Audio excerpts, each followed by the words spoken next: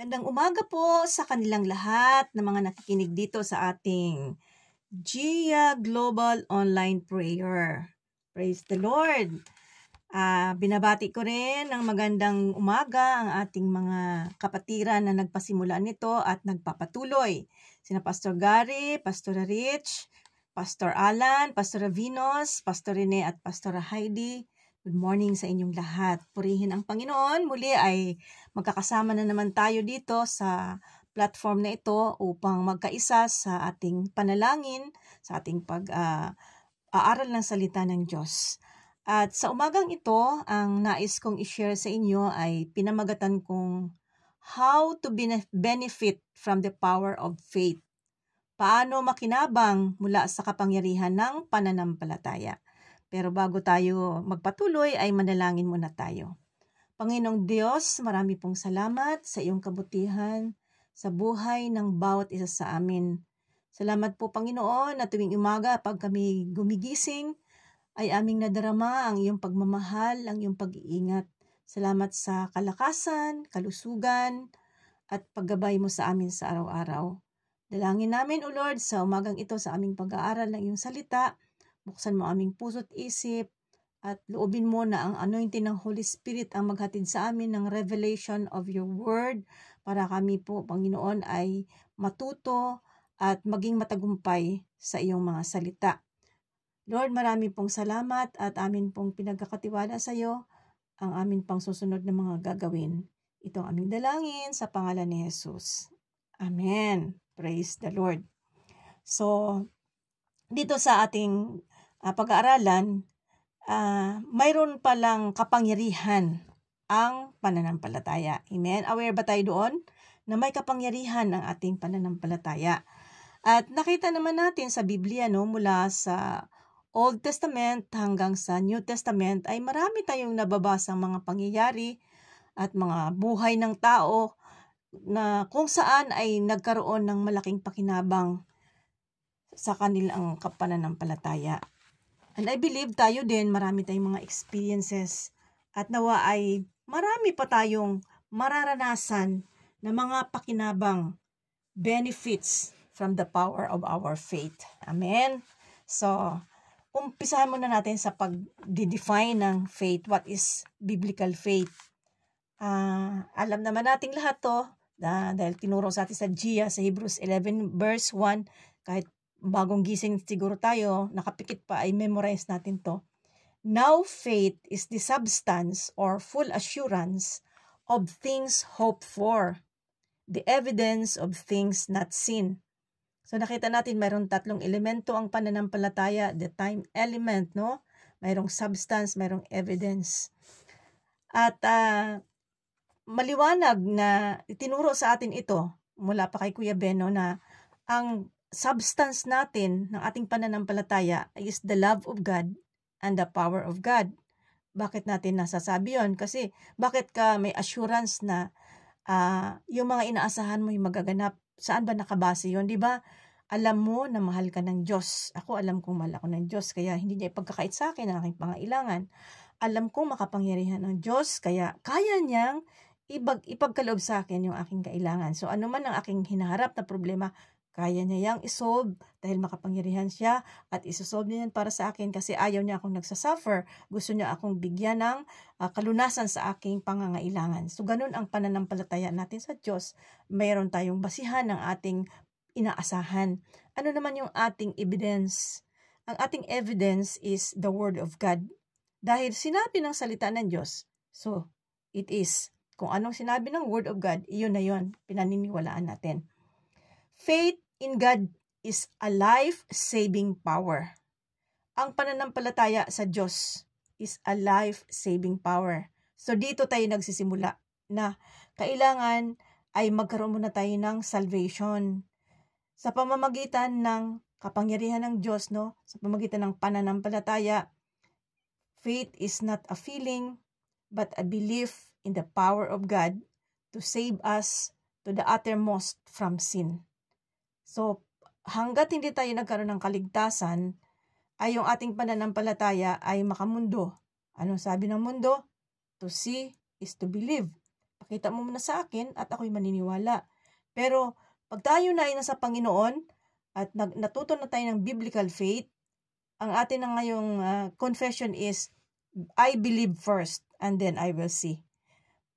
Yung hindi masasabing, maniniwala akong magaling na nga ako kung talagang magaling na ako. Ngayon pa lang, nananampalataya ako, nananalangin akong pagagalingin ako ng Panginoon.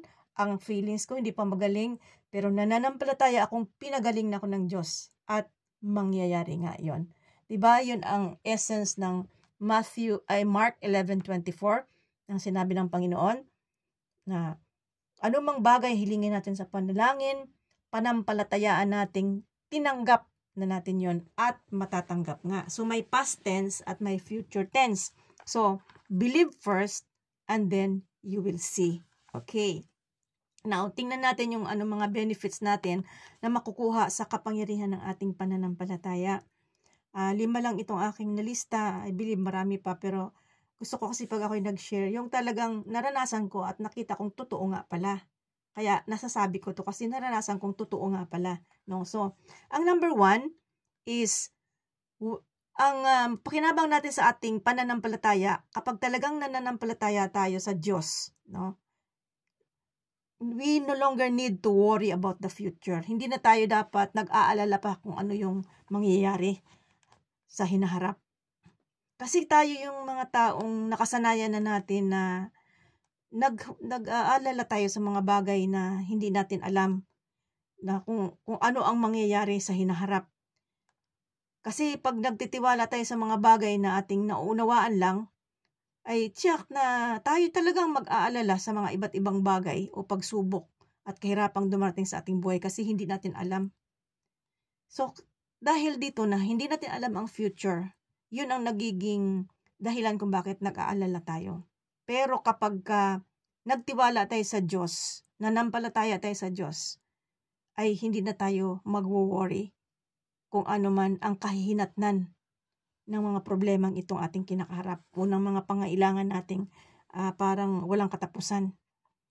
So, halimbawa, no, sa mga magulang, pag hindi nakarating yung anak nyo sa tamang oras na lagi niyang dinarating, ano ang nagiging resulta? Di ba nag-aalala? Halimbawa, 9:00 ay talagang gabi-gabi dumarating anak nyo galing sa trabaho. Pero 11:00 na wala mang pasabi. So anong feeling mo? Mag-aalala? Agad-agad mag-aalala ka? Kung ano-ano nang pumapasok sa isip mo, naku, baka kung anong nangyari doon, baka na-hold up, baka basta't kung ano-ano ang mga dumarating na mga negative pa naman ang dumarating sa isip natin. Nangyari sa akin yan nung dito sa Italy na may kasama ako na sa bahay na nagkaroon siya ng trabaho na madaling araw. Tapos umuwi din siya, may mga time din na umuwi siya, gabing-gabi na. Nung umpisa, kasi dito sa Italy, hindi kagaya sa Manila na hindi sa atin na gabing-gabi na marami pang tao o madaling araw marami pang tao, parang laging maraming tao. Dito, pag madaling araw na, kukunti na lang ang tao, bihira ka makakita ng taong naglalakad, wala na nga halos ka makitang naglalakad. Mga bus na lang nasasakyan mo doon hihinto. So, nung umpisa, nag-aalala ako, naku, baka kung anong mangyayari dito, yung kung ano-ano na yung mga iniisip. Kasi marami rin ditong mga nababalita na mga nang-hold up, mga ganon, mga nare-rape, marami rin kasi ditong mga criminality sa Italy eh. So, mga ganon. Nag-aalala ako, may time na pagka sa gabi na wala pa siya, hindi ako makatulog. Kaya hintay sa kanya, 12:00 na wala pa, mga ganon. So, nag-aalala ako. Tapos na mag-pray ako, sabi ko, Lord, hindi pwedeng ganito tong parang hindi ko maintindihan ang nararamdaman ko. Nag-pray ako sa Panginoon. Nung nag-pray ako sa Panginoon, ang sinabi sa akin ng Panginoon, kung sakali man may nangyari sa kanya, may magagawa ka ba? Nag-isip ako, oo nga wala akong magagawa.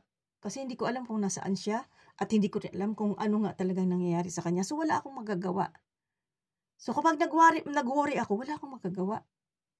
So, ano ang gagawin ko? So, naisip ko yung, why worry if you can pray? So, mula noon, nagpipray na lang ako lagi. Ipinagkakatiwala ko na lang sa Panginoon. Lord, sabi ko, wala akong magagawa para ingatan siya. Wala rin akong magagawa kung ano ang nangyari sa kanya para ipagtanggol siya. Ikaw lang talaga, Panginoon, ang may magagawa. So, isinabmit ko siya sa Panginoon, pinagpray ko, pinagkatiwala ko sa Panginoon na ang Panginoon mag-iingat sa kanya. Panginoon ang bahala sa kanya, ilayo siya sa mga disgrasya at kapahamakan.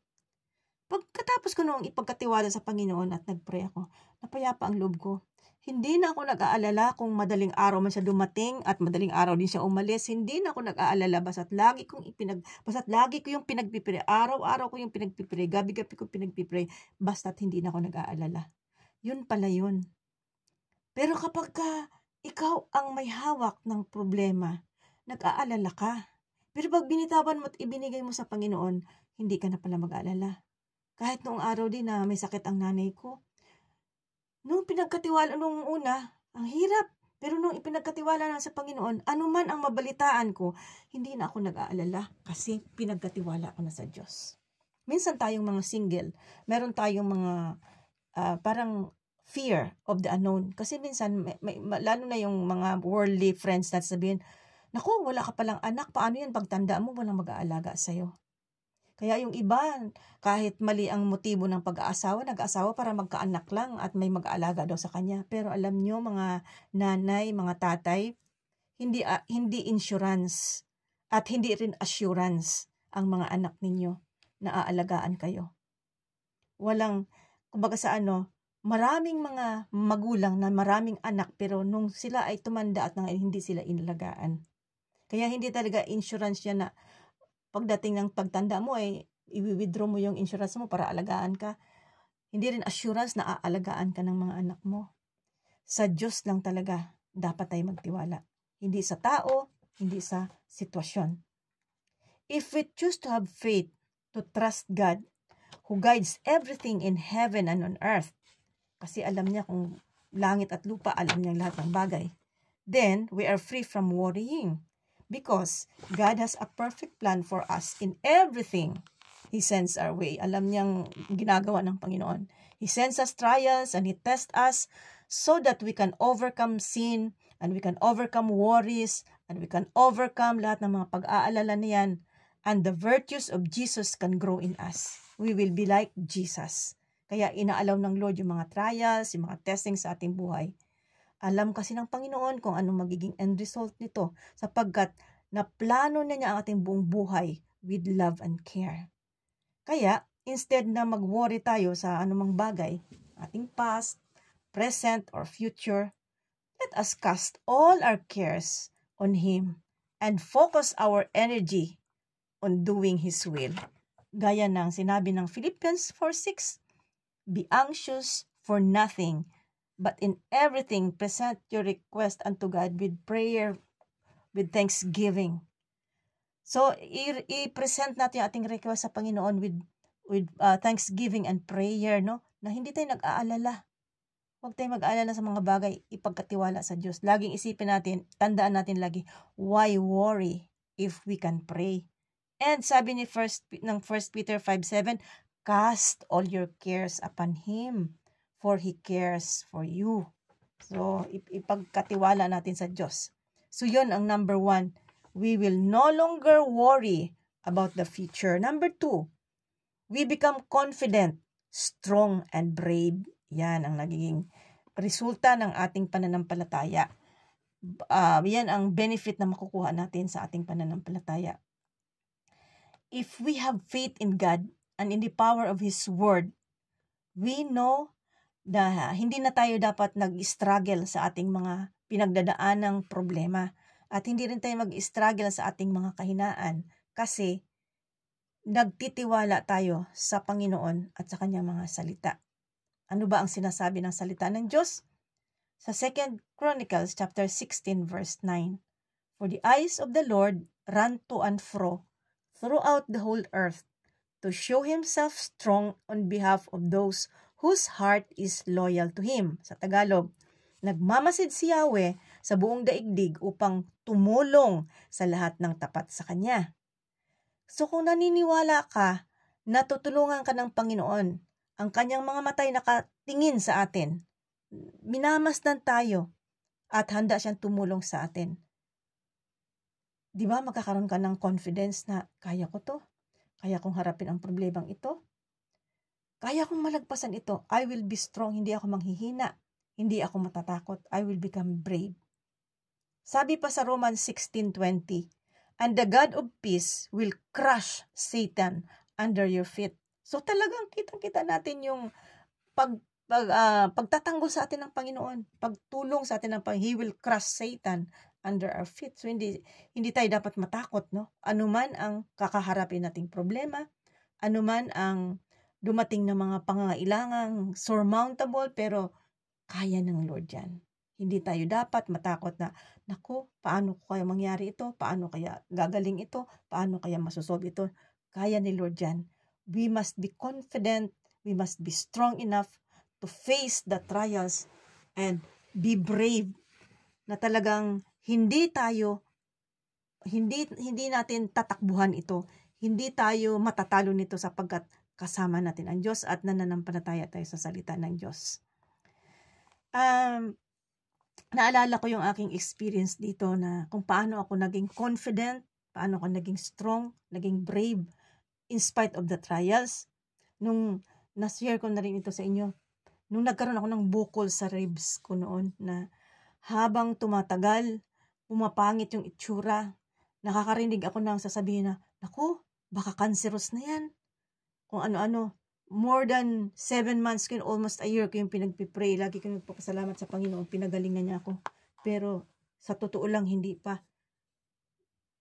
Nagpray lang ako sa Panginoon. Sabi ko, Panginoon, nagtitiwala ako sa iyo. Nanampalataya ako sa iyong mga salita. Na sinabi mo, Panginoon, sa iyong salita na ask and it shall be given you. Nanghingi ako ng kagalingan nito, Panginoon. By the stripes of Jesus, I am healed. Kiniklaim ko yung mga verses sa Biblia about my healing. Everyday ko yan pinagpipray at nagpapasalamat ako sa Panginoon. At sabi ko, Lord, I entrust everything into your care. I really desire, Lord, na pagalingin mo ako. Divine healing. Pero Lord, kung kalooban mo, bahagi ng iyong pagpapagaling sa akin ay dumaan ako sa doktor, ako'y nagtitiwala sa iyo. I submit it to you, Lord. Ikaw na po, Panginoon, ang bahala. Nung in-entrust ko sa Lord at everything, isinurrender ko yon. For the whole, more than 7 months ko yung dinadala-dala. Hindi ako natakot, mayroon akong confidence, very strong ako, bagay sa aking mga confession, very strong ako, very brave ako na, talagang parang, ewan ko kung naranasan niyo yung damang-dama mo na may mangyayari, may masasagot yung need mo, yung prayer mo. And true enough, no? Nung pinagaling ako ng Lord na divine healing talaga, na parang walang ka-trace doon sa aking ribs. Na samantalang dati ay parang mamula-mulang yung makintab na ang sarap tusukin pero wala namang mata. Pero nung gumaling siya, talagang flat and everything.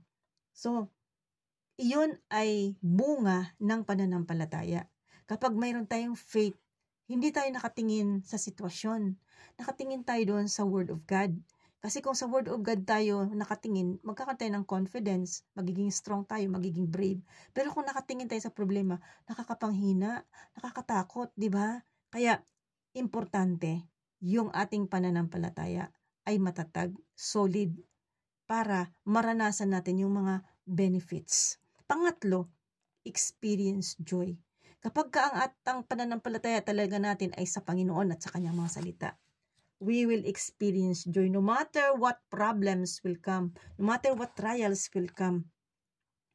At ang Panginoon lagi ay handa na tumulong sa atin.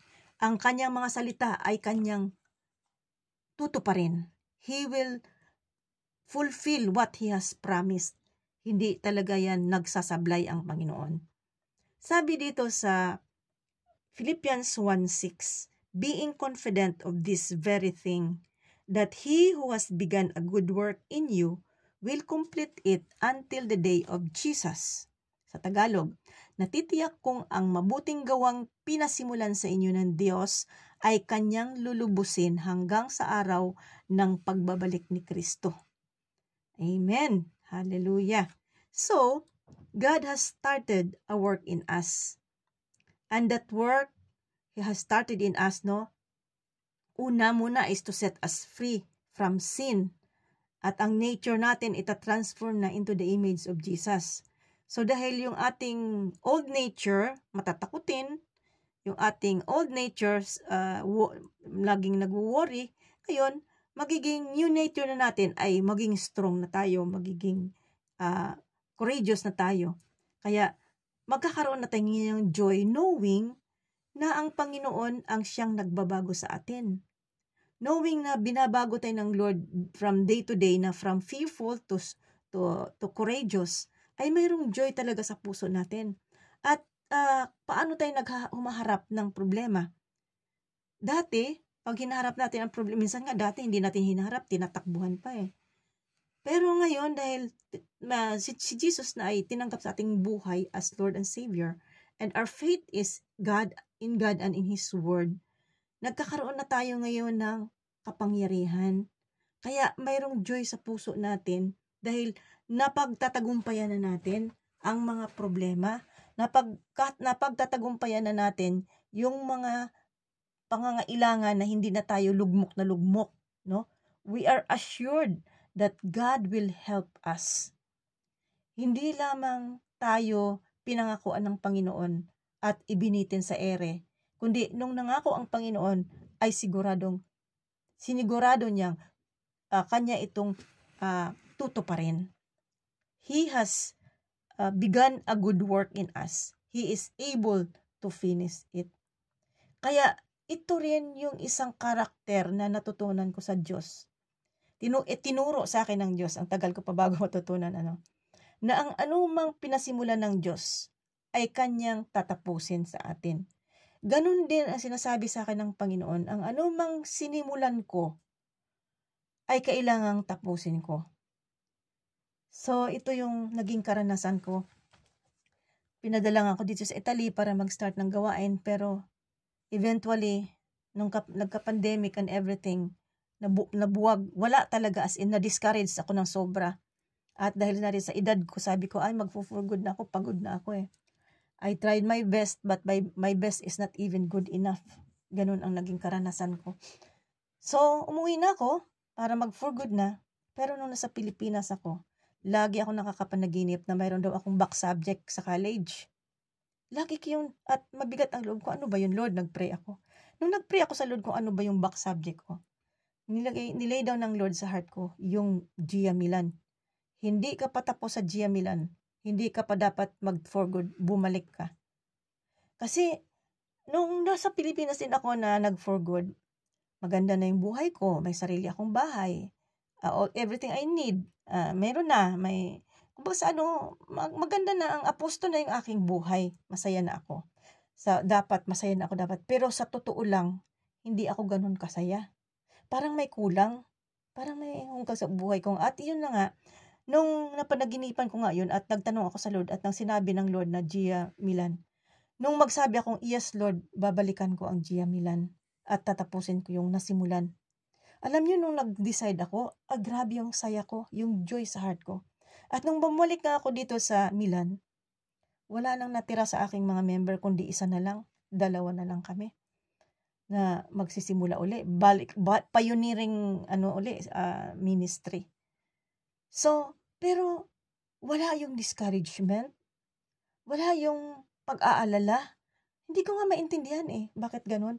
Nandoon sa puso ko lagi yung joy at yung expectation na may gagawin ang Panginoon.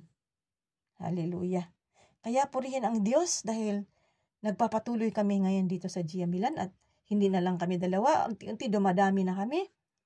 May Sunday service na rin kami. So talagang napakabuti ng Diyos. Kaya yung joy nagmumula sa Kanya, sa pagsunod natin sa Kanyang salita. Ito ay bunga ng ating pananampalataya. The power of faith gives this benefit of joy. Amen? So nakatatlo na tayo. Pang-4, we become immovable. Ano bang ibig sabihin ng immovable? Yung parang hindi ka matitinag, impregnable, hindi ka basta maitutulak, maitutumba. Sabi sa Psalm 125 verse 1, those who trust in the Lord are like Mount Zion, which cannot be moved, but abides forever. Sa Tagalog, parang bundok Sion, ang taong kay Yahweh ay nagtitiwala, kailan may di makikilos, hindi mauuga. Ayan. Ganyan pala pag nagtiwala tayo sa Panginoon, hindi tayo basta maitutumba, hindi tayo maikikilos, we will not be easily moved. Dahil strong tayo. Strong dapat ng ating foundation. Naalala nyo yung ating lesson sa foundation, Matthew 7 verses 24 to 27, talagang dinikdik sa atin ni Kuya Ben yan nung araw, na sabi ng Panginoon, ihahalin tulad ko sa isang taong matalino, ang taong nakikinig at nagsasagawa ng salita ng Diyos. So kung nakikinig tayo at nagsasagawa ng salita ng Diyos, dahil nananampalataya tayo doon, we become immovable. Yun ang benefit na napakaganda na nakukuha natin. Kahit anong sakit ang dumating, hindi ka nagpapanik. Kahit anong laki ng problemang dumating, hindi ka lugmok na lugmok. Kasi alam mo, kasama mo ang Diyos. May Diyos kang pinagtitiwalaan na magsusolve ng problema mo. May Diyos kang pinagtitiwalaan na magpapagaling ng karamdaman mo. Amen? Iyon ang isang bagay na dapat nating isa-isip at isa-puso lagi. At kailangan ay huwag tayong tumingin o huwag tayong mag-rely sa ating feelings. Kasi kung sa feelings tayo mag-rely, magkakaroon tayo ng takot. Magkakaroon tayo ng mga agam-agam, mga alalahanin.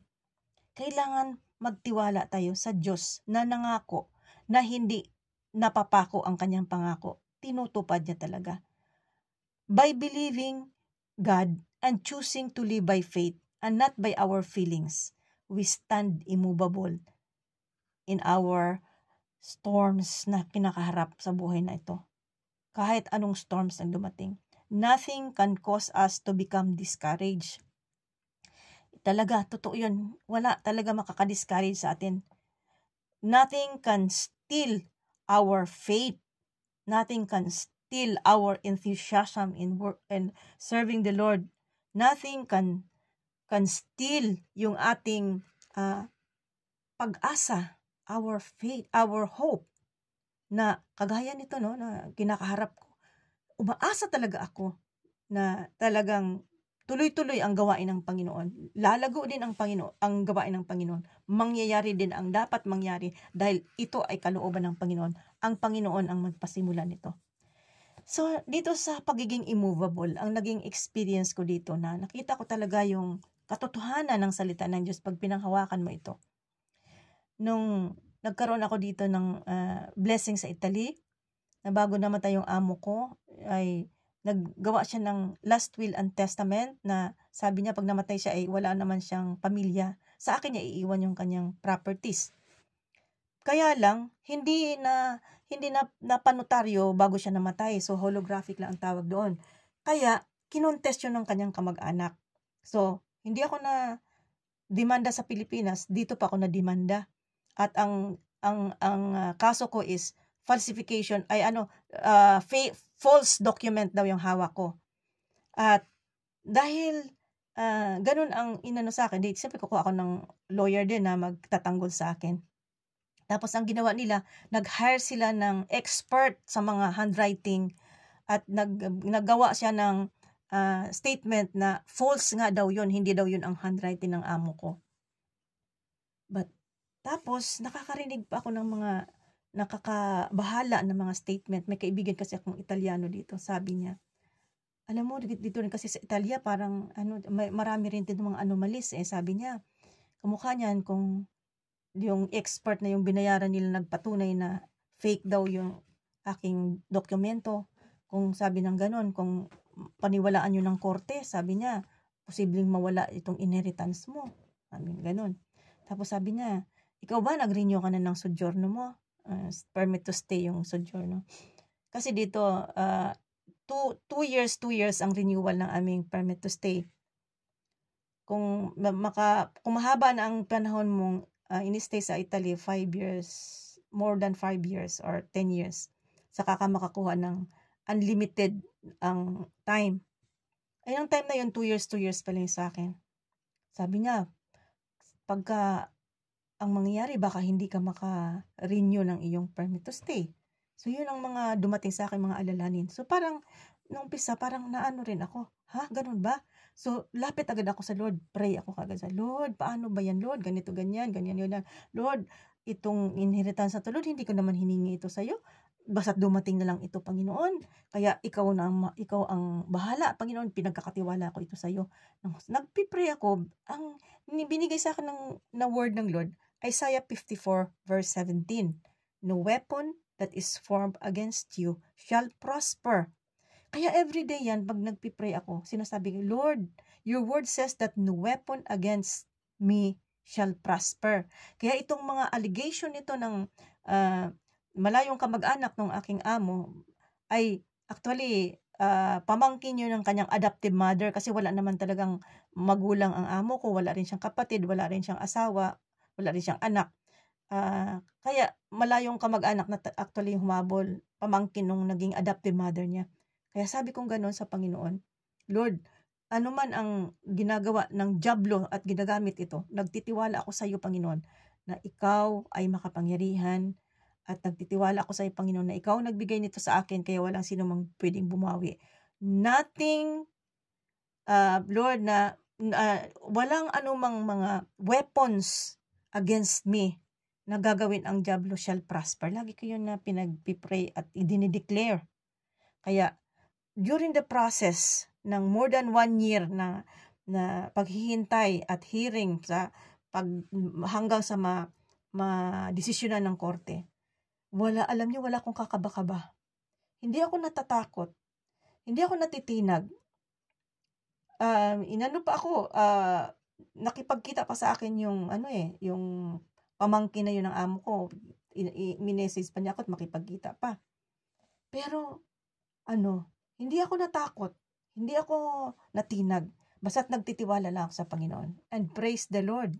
Buti na lang, meron akong video doon na nabidyohan ko nung binigay sa akin ng amo ko yung testament na yun, nabidyohan ko yun, pinakita sa korte at nanalo ako sa case. Kaya napakabuti talaga ng Panginoon. Hindi tayo dapat matakot, hindi tayo dapat matinag kapag sa Panginoon tayo nagtitiwala. Amen? And lastly, we will experience miracles. Ayan. Maraming milagro tayong ma-experience. Kagaya kung anong nababasa natin sa Old Testament, sa New Testament, yung mga milagro nila, alam nyo, naduduplicate yun eh. Diba? Yung mga milagro, kagaya si Haring David. Si David, nung nakipaglaban kay Goliath, bata pa siya. Pero dahil ang paniniwala, pananampalataya niya sa Diyos, hindi sa kakayahan niya. Kasi ang buong hukbo ng Israel, pati hari, takot na takot kay Goliath. Pero siya, bakit ganun siya katapang? Kasi may pananampalataya sa Diyos. Sinasabi nga niya, ikaw Goliath, ang dala mo ay espada, spear, and sword. Pero ako, ang dala ko ay pangalan ng Panginoon. So, because of his faith, natalo niya si Goliath. Si Daniel, hindi kinain ng leon. Pananampalataya niya. So, mga milagro. Yung tatlong magkakaibigan, si Shadrach, Meshach, at saka Abednego, na hinagis sa pugon, na nagliliyab na apoy. Yung mga sundalo daw na naghagis sila ang namatay sa sobrang init. Pero yung tatlo, buhay. At ano ang sabi nila sa hari nung sila ay itatapon pa lang, mahal na hari, ililigtas kami ng aming Diyos. Pero kahit hindi man kami iligtas ng aming Diyos, hindi pa rin kami luluhod dyan sa image mo na ginawa. Ang pananampalataya nila sa Diyos. At sila ay naka-experience ng miracles sa New Testament. Ang dami nating nababasa, no? Yung 4 na magkakaibigan, pagdating sa bahay na kung nandan doon si Jesus, ay dadali nilang kanilang kaibigang nakaratay. Dapat ma-discourage na sila ay walang madaanan. Pero hindi. Umakyat sila sa bubong, tinuklap nila ang bubong at doon nila unti-unting inihulog yung kanilang kaibigan. Yung faith nila, nagkaroon sila ng miracle. Yung babaeng dinudugo, sabi niya, mahawakan ko lang ang laylayan ng damit ng Panginoon. Gagaling ako. So, milagro talaga. Ang daming milagro naganap. Pwede ba nating maduplicate yung milagro na yon? Pwede. Nabibilas ako doon sa nabasa ko sa buhay ni George Mueller. 1800s pa ito. Si George Mueller ay nagtayo ng orphanage at maraming mga bata siyang mga orphans sa tinulungan. Doon sa nabasa ko, isang umaga daw, biglang nalaman na lang ni George Mueller na wala na pala silang pagkain. wala nang maipakain, ay ang mga bata doon sa orphanage about mga 300. So dahil siya ay nasanay na siya sa kanyang faith na nagpipray lang siya pag may pangailangan. Sabi daw niya sa kanyang house mother, yung parang mayordoma doon sa mga bata. Sabi niya, paupuin mo yung mga bata sa lamesa, parang kakain na sila. At as usual, nagpray siya. Nagpasalamat siya na bibigyan sila ng Panginoon ng pagkain. At habang sila ay naghihintay, ilang minuto lang sa kanilang paghihintay, maya-maya may kumatok. Nung buksan nila, ay isang baker. At sabi ng baker, may dalang mga tinapay, at sabi ng baker, kagabi hindi ako makatulog, sabi niya. Parang sinasabi sa akin ng Panginoon na, kailangan niyo ng tinapay. Kaya nag-bake ako ng maraming tinapay at dala-dala ko ngayon. So mayroon na silang tinapay. Maya-maya naman may kumatok. Nung binuksan nila, milkman, yung nagdi-deliver ng gatas. Yung kanyang cart, kasi wala pa namang mga delivery truck nung araw, 1800s pa. Cart yung kanyang dala-dala, nasira doon mismo sa tapat ng orphanage. Kaysa naman sabi niya, masira itong aking mga dala-dalang gatas, kasi fresh milk ito, madaling masira. Ay ibigay ko na lang sa inyo, libre ito. Dahil, syempre, cart lang yun, paano niya dadalhin sa city na para paggawa, bago magawa yun, panis na yung mga gatas. Kaya pinamigay niya. So, ganun katindi ang miracles na kanyang tinanggap because of his faith. Naalala ko tuloy nung habang pinag-aralan ko to, kasi binalikan ko ulit, binasa ko ulit yung kay George Muller. Naalala ko yung narinig ko sa isang pastor nung nasa mission field pa ako. Nasabi niya, hindi ko lang maalala kung sino yung pastor, pero more or less naalala ko yung kanyang testimony. Hindi ko lang siguro masyadong pero parang ganito. Sabi niya, nung nagte-testify siya, sabi niya, ang time daw ng kanyang visitation ay after lunch. Minsan daw ay inaabot siya ng gabi pagka naparami daw siya ng nakakakwentong mga tao, no? Visitation and evangelism. Isang gabi daw pag-uwi niya mga 6, kasi madilim na sa probinsya pag 6 ay mga gabi na yun doon 6 o'clock, madilim na. Pagdating niya sa bahay, sabi ng asawa niya, naku Pang, wala na pala tayong bigas, nakalimutan ko sabihin sa iyo kanina kaagad. Ay hindi naman siya makaalis dahil malayo yung city, nasa baryo sila, malayo yung bibilihan, at may maliit na bata siya, wala siyang mapag-iwanan. Sabi niya, ay naku, paano yun? Wala tayong makakain at alas 6 na, wala na tayong sigurong mabibilhan nito. Sabi niya, paano yan? Ay di, nag-isip siya, sabi niya, paano ba to Panginoon? Parang ang natirang bigas nito, kalahating lata na lang yata. Hindi na, yung maliit na, tawag niya litsihan, hindi na magkakasya talaga sa kanila. Sabi niya, nag-pray daw siya sa Panginoon. Tapos, sabi daw niya, Lord, habang siya, na magpipray sila, ang sabi daw sa mga anak niya, at sa asawa niya, ay Mang, sabi niya, mo na yung, Bisaya ang pagkakwento kasi Bisaya siya. Mang, ganit, iset mo na yung table at maupo tayo kasi itong pastor na to, Assemblies of God. At naalala daw niya kasi yung ni George Muller, yung nabasa niya kasi yung kwento. Kaya sabi niya, inanood na daw yung wife niya na mag-set ng table at pinaupo at nag-pray siya at nagpasalamat. Ang mga anak din niya, train din niya yun na talagang sinasabihan niya na ang Panginoon ay nagmimilagro. So, sabi niya, para daw na habang nagpipray siya, para bang may thought na dumadating, paano kung walang dumating na pagkain, hindi mapapahiya ka sa mga anak mo. Dahil sinabi mong ang Diyos ay nagpo-provide, para mga ganun. In the midst of his prayer daw, may mga ganong thought, nire-rebuke daw niya yon sa kanyang mind, at medyo hinahabaan niya yung prayer niya dahil baka raw antukin kasi minsan daw pag mahaba ang prayer niya, inaantok ang mga anak niya, para kung makatulog ang mga anak niya at hindi man dumating yung pagkain, ay at least hindi siya mapapahiya. Parang ganun yung mga dumarating daw sa mind niya. Hinabaan daw niya ang prayer niya. Pero sa halip na antukin yung mga anak niya, ay ang lakas daw mag-amen. Kaya sabi niya, paninindigan ko na to. Talagang Panginoon, sabi niya, salamat sa pagkain. In Jesus' name. Maya-maya daw may tumawag, pastor, ay yung mga bahay nung araw sa probinsya, yung may hagdan, yung aakyat ka pa ng hagdan kasi mga ano lang yan, mga bambus, mga kahoy, ganon. So aakyat ka pa ng hagdan. Pastor, sabi niya. Ay, lumabas siya. Ano po yun? Ano yun? Sabi niya kasi mga bata narinig na tawag, mga bata. Tapos, pastor, ay madilim na, hindi na halos makita. May sulo lang dala yung mga bata. May pinapadala si mamang, sabi ng ganun. 2 bata, isang babae at isang lalaki. May dalang kaldero. Tapos nung bumaba siya at kinuha, ang isang kaldero, ang laman ay kanin, hindi bigas ha, kanin. At ang isang kaldero, ang laman ay sinabawang isda. Sabi niya, napaiyak daw siya sa tuwa. Lord, totoo ka nga talaga. Diyos na makapangyarihan. Kaya talagang ang mga milagro sa Biblia naduduplicate sa buhay ng tao. Tayo, marami rin tayong naranasang mga miracles. Praise the Lord for that. And ako, I'm still expecting miracles in my life. Kayo, nag-expect pa kayo ng miracles ng Diyos sa inyong buhay? So, pagganahin natin yung ating faith, huwag nating patulugin. I-cultivate natin yung ating faith kasi may power ang faith natin to receive miracles because our God is a working God, is a miracle working God. Amen? Manalangin tayo. Panginoong Diyos, marami pong salamat sa iyong mga salita. Tunay na ikaw ang Diyos na makapangyarihan sa lahat at ikaw ang Diyos na nagsusupply ng aming mga pangailangan.